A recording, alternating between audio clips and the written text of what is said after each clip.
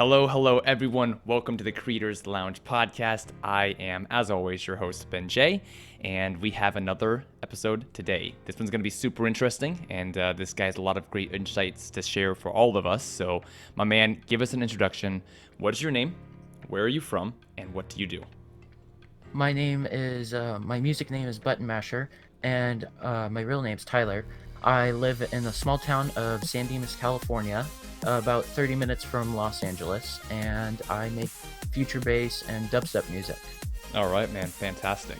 Now, it's super interesting that your name is Tyler, actually, because the way I found you was through a previous guest on the show, stage name of Akuma, and his real name is Tyler as well. So it's interesting that I found you through Tyler, and you're Tyler.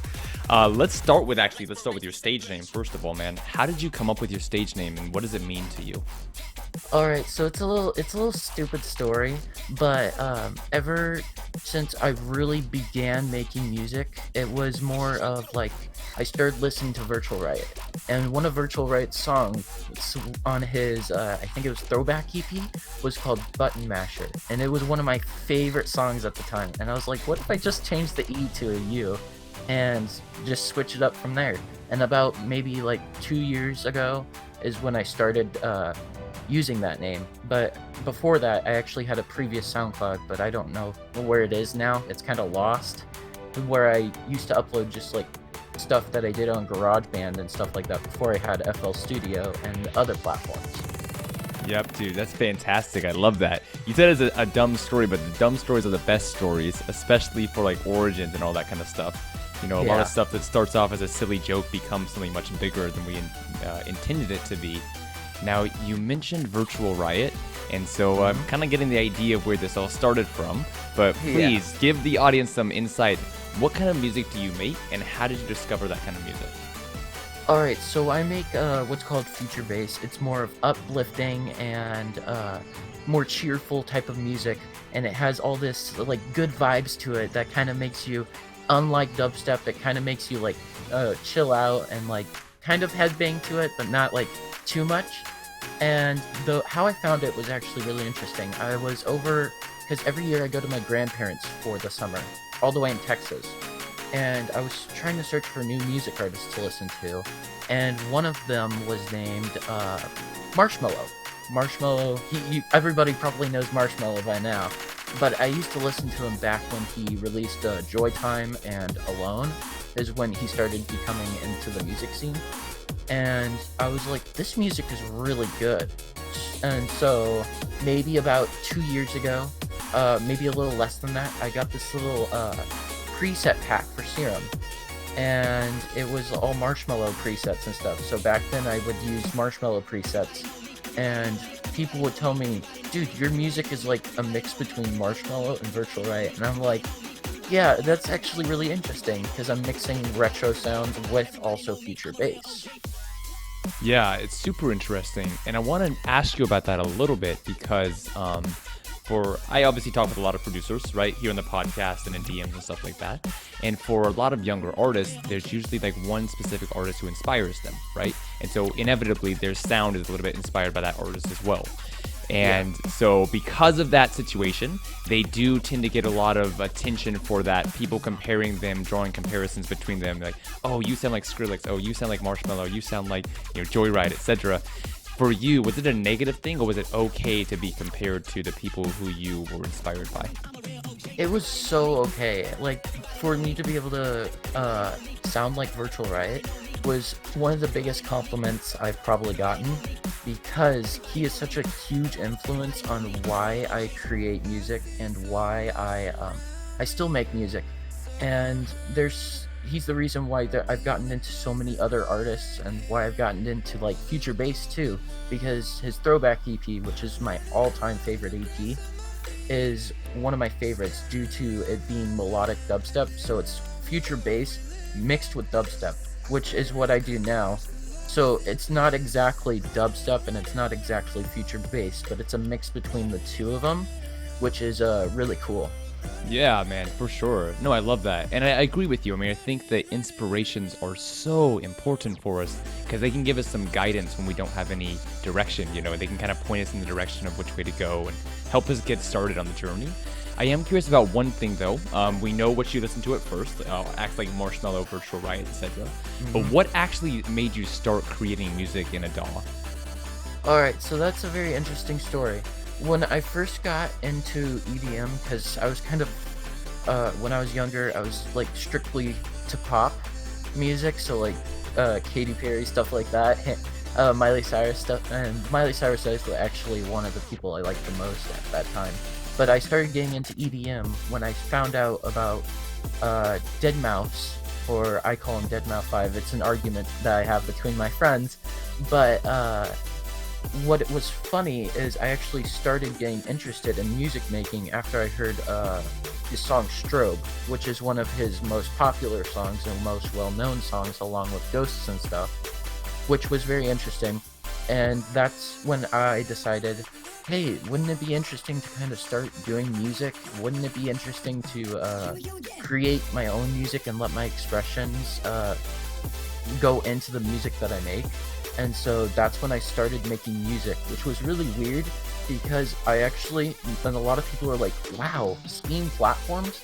Because I actually bought my first DAW was a Steam program, which I used for a long time, and I had no idea what was going on. Half the time I just dragged drums and dragged things together, because for the longest times I used loops, and just only recently, maybe about 2.5 years, I started going away from loops as much as possible to try to create my own type of music.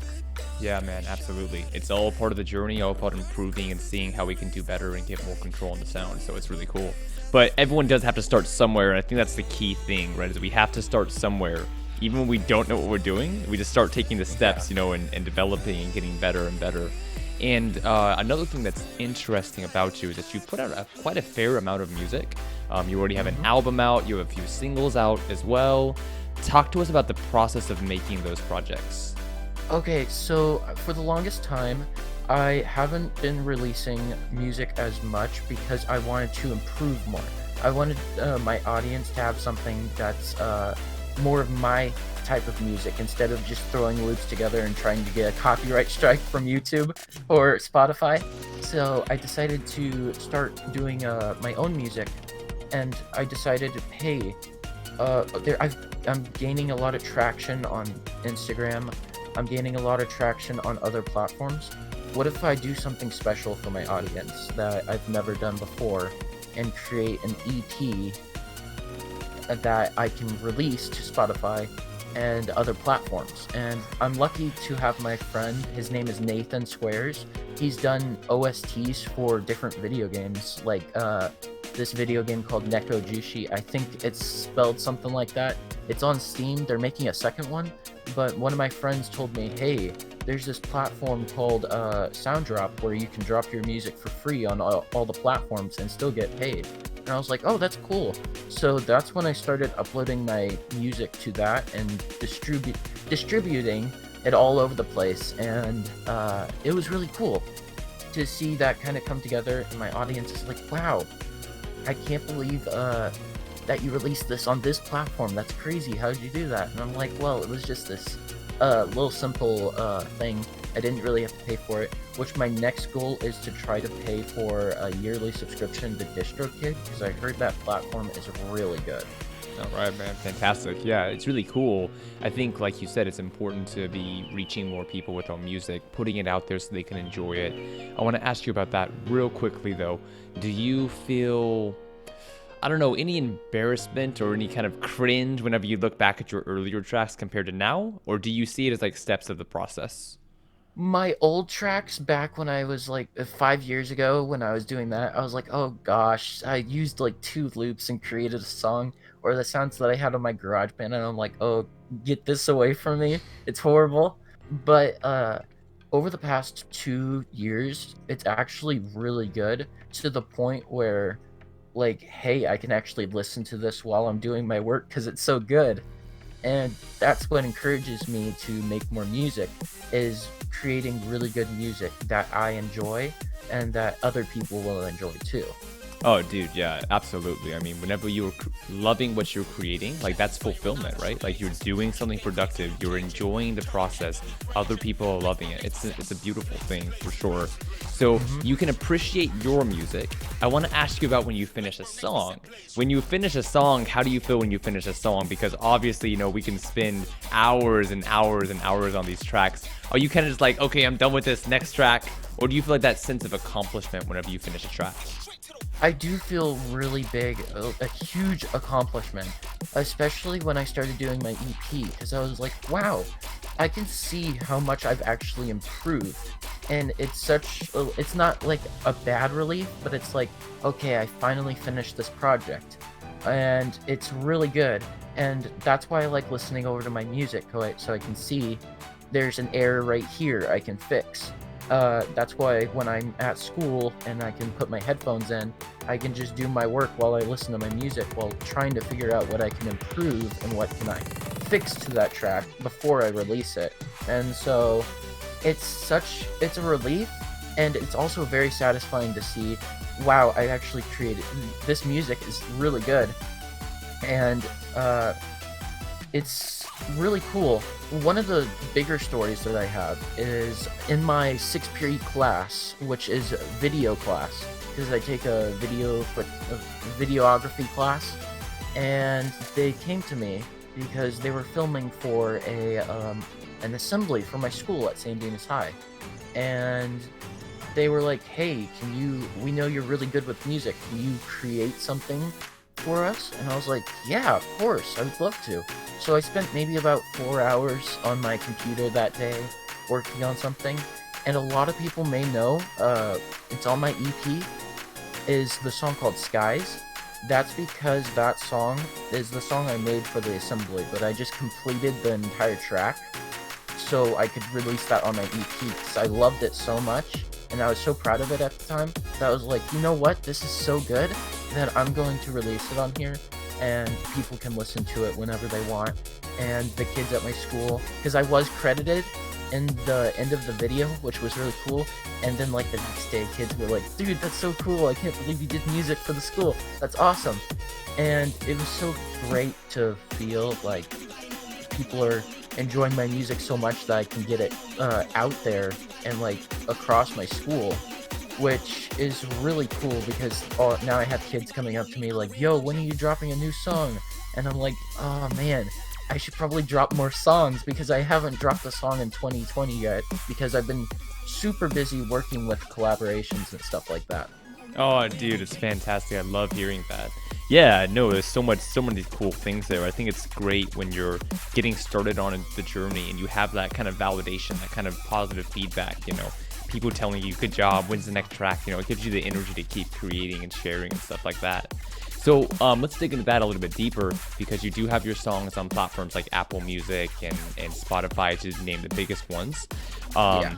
How do you feel whenever you release a track on there? Are you nervous about the feedback, or are you just excited to have it on there and be like, I'm here, I'm on Spotify? I'm excited because there's when it's a little hard to explain. I'm really excited because there's Spotify and Apple Music is such a huge platform, and so many people use those platforms, and it's a little nerve-wracking because it's like, oh gosh, there's probably hundreds and millions of people that use Spotify and Apple Music, and they can probably somehow search up my song and see that there. And it's like, oh boy, let's hope that one of these actually gets off the ground, which is really cool, because last February, in the beginning of February, which was very odd, is all of a sudden one of my songs on my EP, after I released it like 3 or 4 months ago, just started gaining traction. And I was like, wait, who's actually listening to this? This was released like months ago. How is this suddenly going up in views? And I think right now I have like 460 all in all in my EP streams on Spotify. I'm not so sure about Apple Music because it's kind of hard to keep track of that stuff.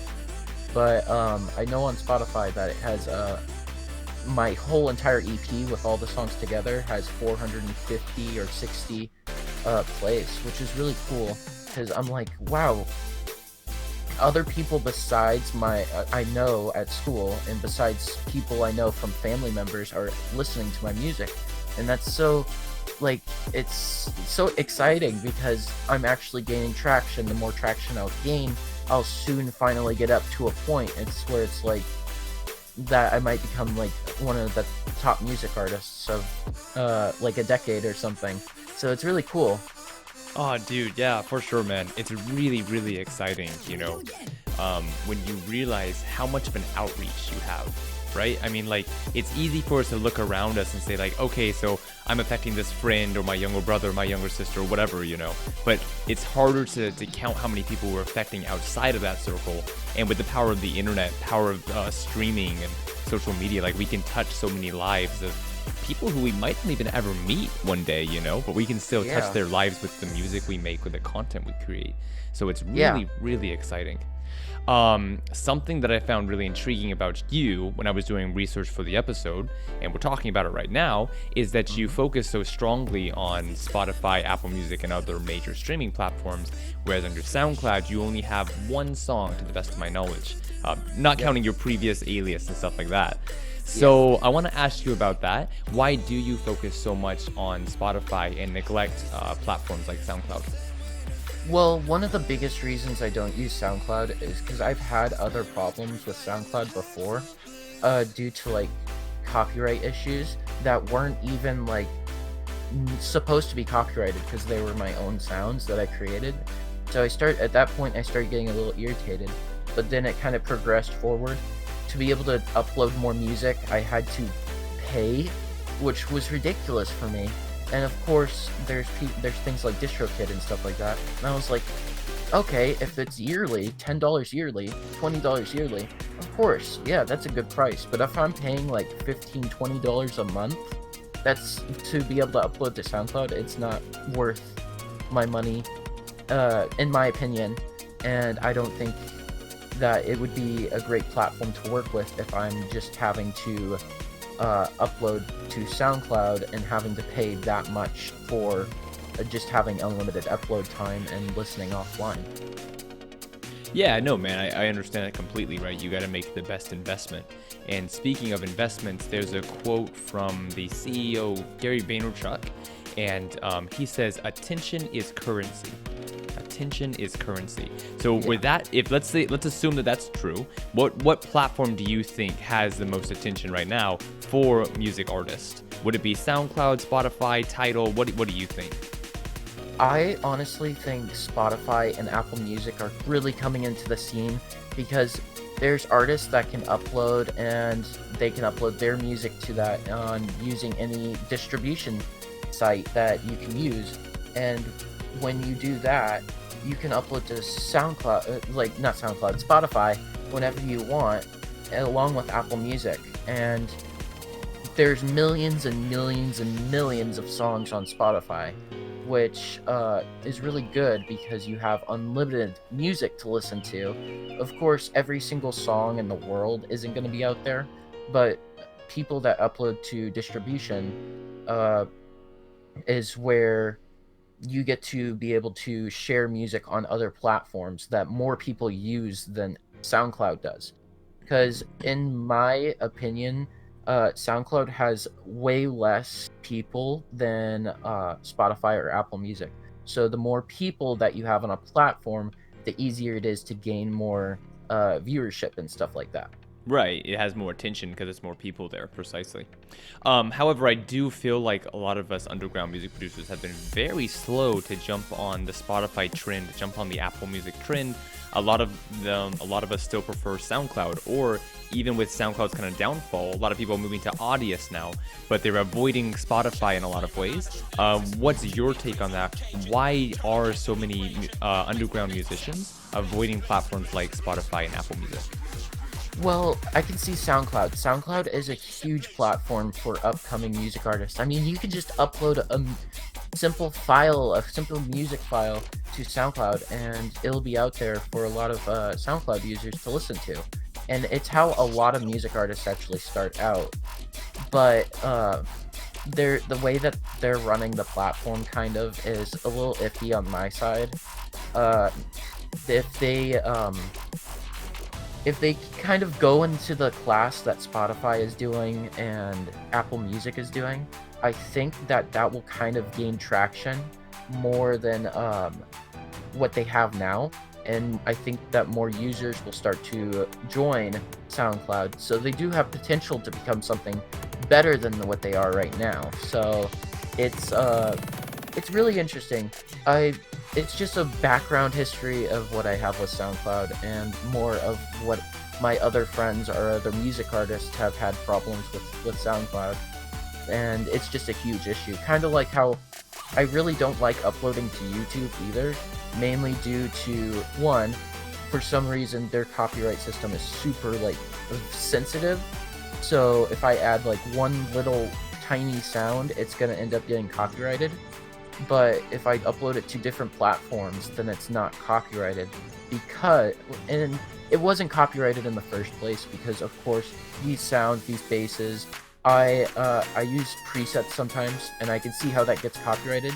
So I do my best to try to create something that's different, but still using the same preset. But somehow, for some reason, on SoundCloud and YouTube, it gets copyrighted, which that's why I kind of ditched those platforms. Yep, I understand, man. Thank you so much for sharing your insights on that. It is quite interesting to hear everyone's different opinion and take on it. And I kind of want to transition to the next thing. I'm kind of grilling you right now because you're talking about, streaming platform as a big issue. But I want to ask you, as a younger artist in the scene, what is on your mind right now as far as what you want to achieve, what you want to do? Well, what I want to do is the number one priority right now, aside from music, is actually to finish up high school. So I need to focus more on my schoolwork, and I need to focus more on consisting a set of A's, because for the past 2 years I've been having consistent all straight A's. Maybe an occasional B sometimes, but I've always kept a straight A's. And being able to consistently keep that will definitely help getting into college and stuff like that. I think right now, my grades are supposed to set in a few days, I think, because we're off school now, that whatever's going on, whatever, all this madness that's going on, and all the sickness stuff is going on, they just quit school for me. So I think my grades are going to be uploaded pretty soon. But for right now, I have all A's in my classes.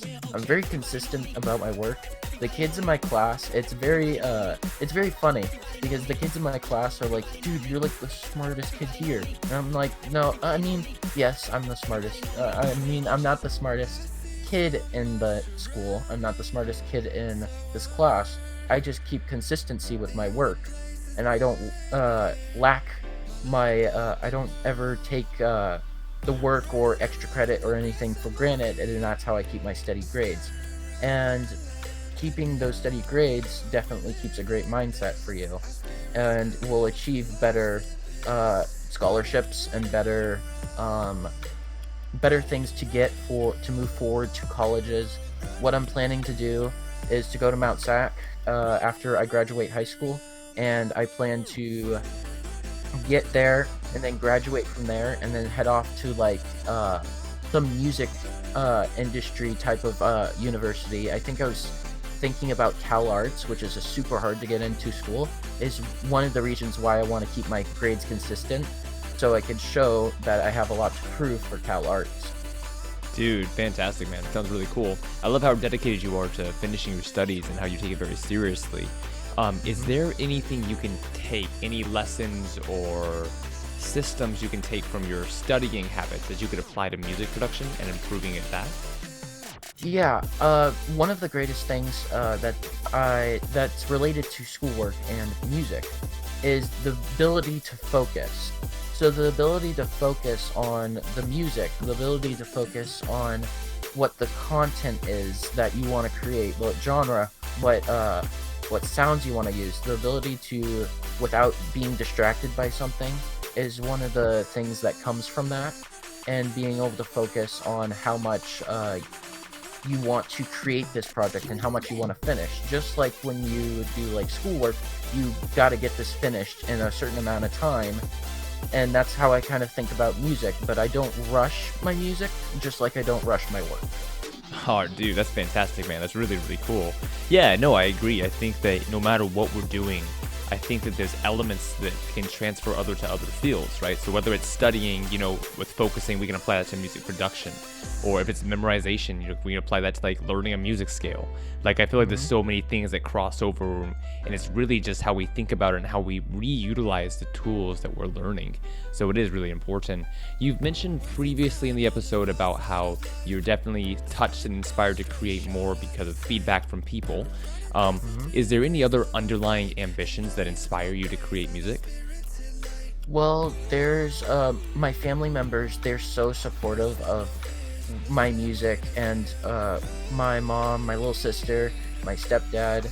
They're all very like proud of the music, and they're proud of where I want to head to the music industry, and they want me to improve. They want me to go into different genres, which is really cool because just recently I just started trying hip hop stuff and trap. I'm slowly trying to figure that stuff out because I've been stuck with this certain genre for so long that I need to start practicing other genres and when I get into the bigger music scene so I can kind of like how Marshmello, he went from doing little future bass music, and he still does from time to time. And now he's moving on to like hip hop songs, and to I think one of his latest ones was Crusade with Sudden Death, and that was dubstep, which really surprised me because usually Marshmello kind of keeps away from dubstep, and then just recently he started getting back into it, which was really cool because like Slushy, they did a song on his new EP, not EP, his new album. It was Joytime 3, I think, and then Crusade with Sudden Death, and then I think there was another one. I can't exactly remember the name of it, but he did another one with Sudden Death, which is really cool because he's kind of switching between different genres that get different audiences, which is how you bring audiences in, and different audiences. A bigger audience is by doing different genres, so you gain more traction. So future bass has this amount of people that are interested, hip hop has this amount of people that are interested, and if you keep like going back and forth between two genres, that can bring more people in and gain you more traction. Oh yeah, dude. No, I absolutely agree. I mean, I think that we saw Avicii do that quite successfully in his lifetime. Blending different genres, folk and EDM together, and Hmm. all sorts of different sounds. Skrillex done it as well. A lot of artists have done it successfully, and it is very important to bring the world together more, and also to reach more people with your influence and Hmm. your artistry. In that same vein of learning about new genres and such, where would you say your biggest focus is right now for music? What are you focused on improving? What are you focused on learning as far as music production? Right now, I'm focused on improving because a little funny story. I've had serum for a year, but it wasn't the regular serum because I couldn't afford serum at the time. So I had a 20-minute demo of serum, which I had to quickly piece together something. Is how I did my EP too, because at the time I didn't have full serum either. So I had to quickly put everything together, and then when it would quit, I would have to quit out of my project and open it back up, and then put all the sounds I had together back again, but still have everything the same, like the melody, the drums. I just had to get that quick sound that I made back together, and hopefully, now that I have full serum, it's much easier to work with. So I'm definitely trying to improve more on using less presets and creating more of my own design of type of music, which is really cool because already I've created a few different of my own presets, like future bass chords and stuff like that. And holy moly, does my computer decide to bring up the CPU when I do that. So I have to consolidate a lot of my tracks because my CPU decides to go up. So that's one of the things that I want to improve on. One of the things I want to improve on too is more of mixing and mastering, which I'm really happy. This is where Akuma came into play, and he's really helped me with my mixing and mastering. He showed me different techniques to use. A bunch of other music artists that I'm on with this music server has really helped me. In fact, one of my most recent songs, this guy named Lightshard, or his name is Chris, he actually just helped me recently with a song because one of the loops that I had in my packs, I just wanted the vocals from it. So he taught me how to extract vocals and take away the piano and the strings from that little loop package. So I just have the vocal. And that was really cool. I want to start improving. I want to start learning more about how to use my program. And I want to actually move on to Ableton, which I do have Ableton because recently, the one song that was on my SoundCloud was the remix I did for a remix contest, which I won first place. And so that was the one I had to post on SoundCloud because that was the only way I could enter it. So I had to kind of reset my entire SoundCloud and put that on there, and that was really cool. And now that I have Ableton, because I won it, I want to start learning Ableton so I can learn different digital audio workspaces and kind of go between the two and see what songs would sound better with that. But those are the two main things I'm planning to improve on the most. Fantastic, man. Best of luck with that. You're incredibly busy studying in high school and then studying for music. You know, it's all about learning and learning. And in that same vein of learning, a common thread today has been all about your influences, right? You've talked a lot about your influences, Virtual, Riot, Marshmello, Chris, Akuma, etc. Something I'm finding interesting that as I'm listening to you talk is that there's usually a lesson you learn from them. So like with Marshmello, you learned about the power of mixing genres. Chris, you know, is teaching the power of like mixing and mastering. Is there any other influences you want to call out? And then what did you learn from that influence specifically? There's another guy. There's a few actually collaborations I've been working on, and that's why I've been so busy. One of them was with this guy. I met him on Instagram because he liked some of my stuff, and I listened to some of his stuff. At the time, I had SoundCloud downloaded, so I was listening. I was like, "Yo, do you want to work on something?" He was like, "Yeah." And so when I got back from Christmas break, because I was gone, I was doing other things. I was in Texas. I was doing a cruise ship, and then I got sick. And then we decided to work on something together. And when we worked on that together, I started learning more about how he does his music and how he puts things together, how he masters. And I was kind of learning along. He was teaching me how to sound design too, which was really cool because that's really helped along with that. And one of the other people that I'm recently working with, which, by the way, the time that we're recording this is his birthday, so happy birthday, Arver, is he's been helping me more on the most recent type of dubstep, so the more current type of dubstep instead of my I think I've been working on 2016 style dubstep, so that's really cool. He's teaching me more about modern dubstep, how it is today. It's more about EQ, it's more about reverb, it's more about mastering, it's more about this certain type of bass design that you need to do instead of what was really sharp and like punchy back then in 2016 dubstep. So being able to learn from that was really cool, and being able to learn mixing, mastering, and sound design from Dawbreaker was really cool. And so I kind of learned from that, and slowly I've been gathering info from other people. I got gathering more information so I can improve my music. Oh, dude, it's fantastic, man. Yeah, no, learning is just so crucial to really improving and achieving the kind of success that we want to achieve with our careers and our lifestyles and everything. So it's great that you're putting in the effort for yourself to learn things on your own, and likewise that you have people around you who you can reach out to, who can influence you and help you with this stuff. It's just, it's a winning formula. Whenever you're putting the effort in and people are helping you, like, you can't go wrong with that.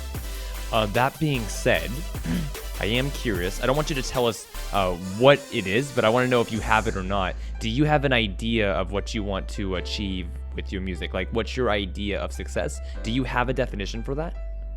Yes. All So right. my definition that I think is trying to gain an audience. So trying to get them pull an audience in with music from current generation type of music. So like I was saying with Arver, he's teaching me current type of dubstep.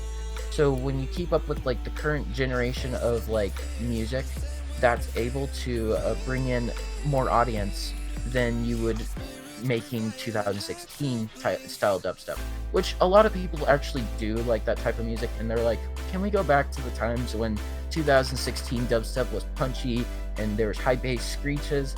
And it was really cool because there was this recent thing that I saw on Twitter that somebody was like, man, we need to go back to 2016 dubstep because that stuff was great.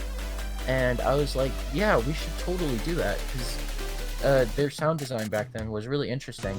And now being able to sound design, it's really difficult to try to keep up with sound design. I mean, from 2016 dubstep to now dubstep has changed substantially on sound design and how the music is made, which is super cool.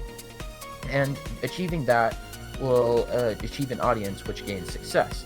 And another thing is studying music and music theory and music engineering will definitely improve your music so much. That's why I'm planning to go off to college and study music engineering and music producing.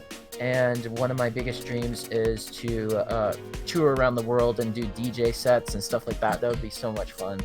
Yeah, man, it's fantastic. It's great goals for sure. It's a great ideas of success as well. That being said, because I know a lot of people who have a lot of ambition, right? And especially whenever you're just starting out, like you have a lot of ideas and dreams of what you want to achieve. Being fresh in the game, excited, there's so much potential and opportunity, and it's great.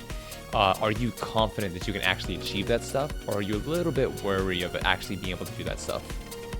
I'm pretty confident on what I can achieve. I mean, if you look at the very bottom of my Instagram, you can see when I first started, one of the very first things I started was just a simple like ... rhythm type of thing I did. And if you look at that, which was like maybe a year, 2 years ago, and then you listen to my current music now, you'll see how much I've improved over just 2 years, which is insane because I thought it was going to take so much longer to try to learn all of this stuff, but somehow I quickly gathered information and improved so much that my music has definitely gotten better over time, which is really cool and what I really like. Yeah, man, it's fantastic. Well, learning an application, right? Just learning an application, you make the progress. Pardon me. So obviously I can see that improvement to you is one thing you feel like you need to do in order to achieve your goal of idea of success. Improvement's one. What else do you think you need to change or get better at in order to achieve that level of success you talked about a minute ago, such as touring the world or reaching people with music? What kind of steps or what kind of actions do you need to take in order to do that? Definitely, you need to start talking to other music artists. Because when you talk to other music artists, like I've talked to Vandals, which was really cool. I've talked to Matt and Willie from Barely Alive, and they're really cool dudes. And definitely talking to other popular music artists and kind of getting their opinion on what you're making. Like recently, I just sent Sound Killer one of my newer type of dubstep tracks, and so he's been giving me information on stuff to improve that. And like, hey, this super saw in the background sounds a little bland. You could improve it by doing this and that. And being able to do that, being able to improve it, will be able to gain more audiences. For me, I feel like to be able to improve my music, to be able to do more, will definitely gain more people. Of course, that's not always the case. Something very that's very different would gain a different type of audience. So different things gain different types of audiences, and that's how you kind of gain the sort of audience. And you also, at the same time, gain other music artists who can also, if you collaborate, promote your music. Because of the collaboration you did, you're also gaining their audience and your audience together to bring more audiences together. So kind of like how Vandals did a song with Barely Alive, those two audiences merged, and I think that's one of his most popular songs right now, just because those two music artists have collaborated together, and they have another audience and another audience, and be able to merge those audiences together will grow your audience more. Oh, So yeah. collaboration is definitely super important to improve your music, which is why I love collaboration. I love collaborating with others because, one, it's so much fun. You get to see how people make their side of the music and how they sound design, but also at the same time you're learning mixing, mastering, sound design, but trying to make it your own. Yeah, dude, for sure. I mean, like you said on the previous point, like connecting with people is so important. Obviously, connecting with music artists to learn more about the music world and marketing and sound design, but also connecting with fans as well, right? But connecting with people is huge. I agree with that completely. On the second part of what you were talking about, collaborations, I am curious about what you're working on right now, and I can gather from what you're telling us is that you have a lot of collaborations in the works. If it's okay with you, please tell us about those collaborations. Who are you working with? What do they sound like? Yeah, so one of them, I have quite a few actually. One of them is the very first collaboration I'm doing is with Dawbreaker, and it's a song I'm planning on releasing on my upcoming EP. It's called Galaxies, and I've kind of decided the name. We haven't worked in a very long time, mainly because he's busy moving in. He's busy doing all this, so we haven't worked since January, the end of January. So it's been kind of slow, and I've been trying to get back together with him to kind of finish it up, so I can start gathering all the songs and putting them into an EP. That's kind of the reason why my EP is being held back for now, and why I don't have a release date just yet, because everything isn't finished exactly yet. And being able to work with Dawbreaker was really cool because he has many other plugins. So I'm kind of learning what plugins will be useful to do this type of sound, so I can get those plugins and start making other sound design. One of the other people, the second people I started working with, is a guy I met on Moonboy's Discord server, was a guy named Brinbone. He's more of like an Excision type bass dude, and it's been really cool to kind of learn that type of hard style, like very crunchy bass that Excision does, and being able to learn that was really interesting, and how he sound designed that. We also, which was really cool, it's very faint in the background of the song. I think I posted it to Instagram, which is a pretty recent one, that I gathered a few music stuff that I'm working on and putting in a little montage. One of them was that, and you could hear a Virtual Riot preset or something in the background, but it's not the main bass of it. The main bass is in the background, but it's the recall bass, which he made by just like accidentally messing with the octaves and stuff like that, which was really cool. And we decided to put that in there, but also switch it up kind of from what the song sounded like. And one more music artist that I'm talking about, because I'm kind of going on for too long. You good? Is Arver, which really it has been really interesting because he owns this. I can't ever. The reason I'm probably not going to say it is because I'm going to end up saying it wrong, pronouncing it wrong. But he owns a music label which we're planning to release it on probably when the project is finished up. Which is cool because that's one of my other goals, is to get something released onto a label, because I feel like also releasing on a label would gain more audience, because an audience listens to a certain label. Like, I listen to a lot of Disciple stuff. I did listen to almost every Disciple song out there, honestly. And being able to be on a label will also gain audience, which is very good. So if the thing I'm working on with Arver, it's still an ID. I think we're gonna scrap it and go for a different idea for now, what we were working on, and we're going to try to make this the best song possible by mixing future bass and dubstep together, more of like current generation dubstep together. Oh man, it's super exciting, man. Hearing about all those collaborations behind the scenes.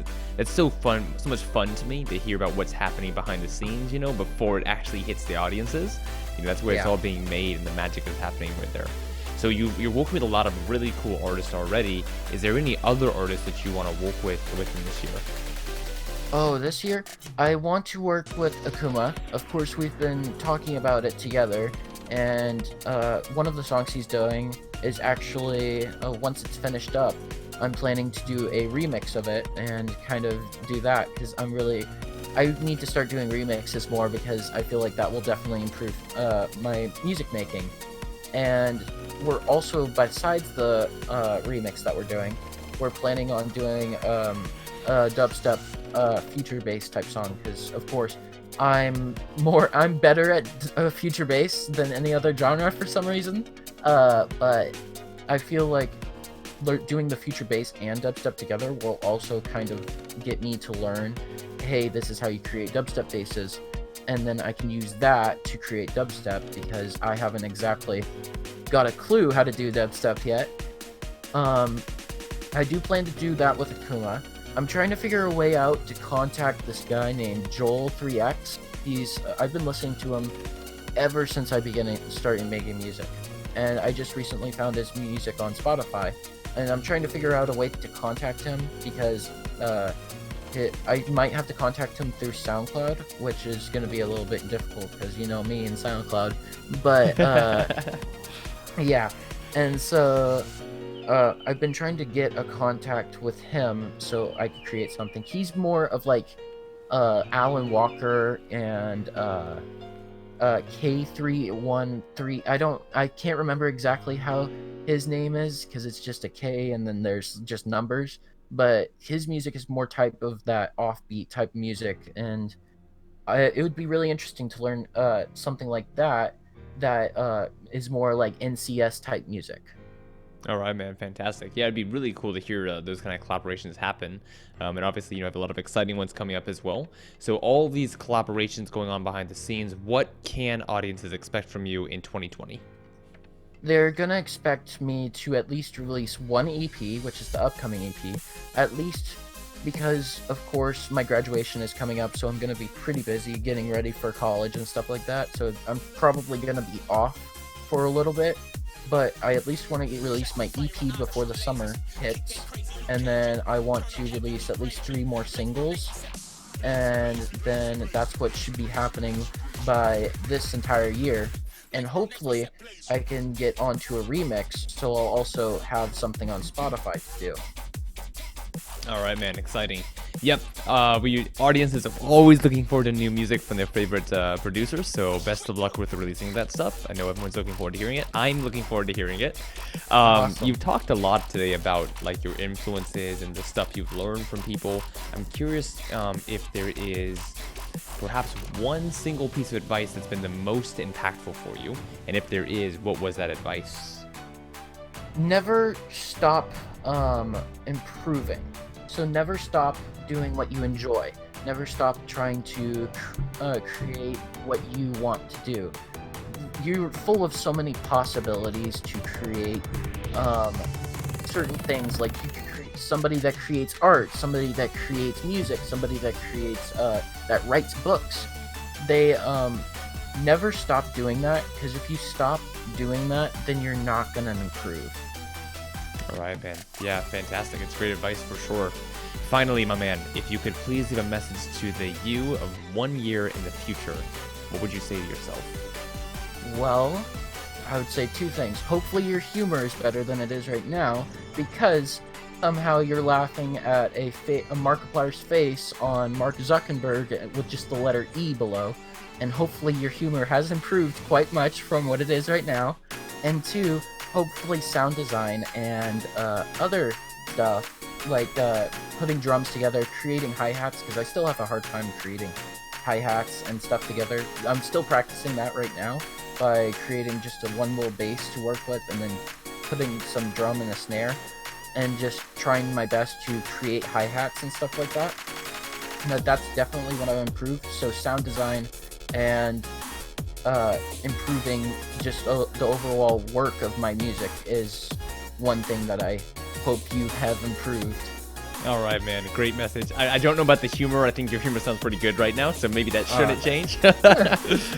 All right, man. So we've kind of wrapped up everything I wanted to cover in the interview, but here on the Creators Lounge, there's always one final section, and that is the speed round. Speed round, I'm going to ask a very quick question, and I want you to give a very quick response. Are you ready? Uh-huh. All right, man. Let's get into it. 3, 2, 1. Favorite color? My favorite color is red. Favorite food? My favorite food is pizza. Favorite day of the week? Friday. Definitely Friday. Favorite movie? My favorite movie? Ooh, that's a tough one. Ready Player One or Avengers Endgame. Sounds good. Favorite song at the moment? Ooh, Joel 3X, so JOL 3X, Freedom is one of his most recent ones that I really like. Very nice. What's your guilty pleasure? That I'm not actually sure about. I'm gonna have to try to skip that one because I'm not actually sure. Next one, what countries do you want to visit? Japan. Japan is one of the many countries I really want to visit, which another country I'm about to visit for my trip is actually France. But I want to visit Japan because the food that they have there is interesting, and all the architecture and design that they have there is really interesting, and I really want to see that. Absolutely. What languages do you speak? Only English. I only know a little bit of Spanish, and it's only like simple stuff like hola, cómo estás, the end, stuff like that. But other than that, I don't know any other languages. Very good. Name one person, alive or dead, that you want to have a conversation with. Virtual Riot, no doubt. That's a quick question. I would kill to get a picture with him, or at least be able to ask him one question. That is one of my many goals to do. I want to get a picture with him, and I at least want to ask him one question. I hope you can meet him, but please don't kill anyone. And the last one, how do you want people to think of you?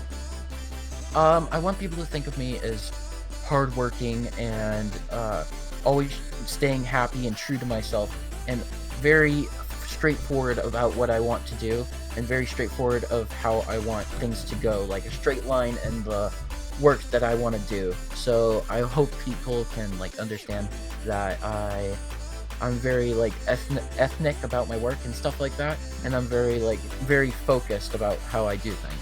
All right, man. I think that definitely showed through in the podcast today. That is all for the speed questions.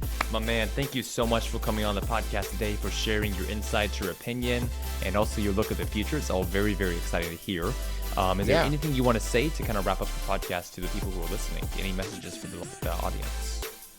Always try something new. So always try to go away from what you usually do.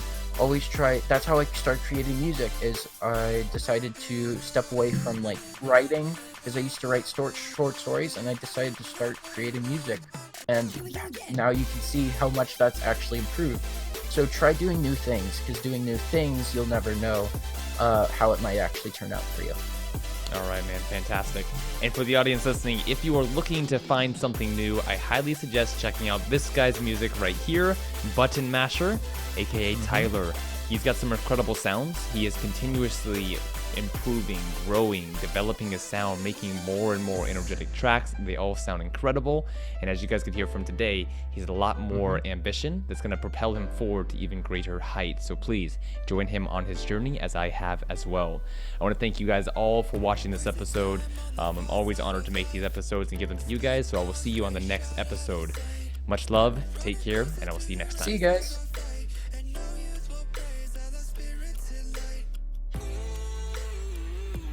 Hey guys, Jaye here. Thank you so much for watching Buttonmashur on the Creators Lounge podcast. As a lot of you know, I want to do content creation full time, and to do that requires money and income. So if you guys could spare some change, maybe $1 or so, send me a donation on Ko-fi or on my PayPal at this email address right here. Either way, it helps me incredibly so please consider donating. Thank you guys for watching. I will see you in the next piece of content. Much love. Take care.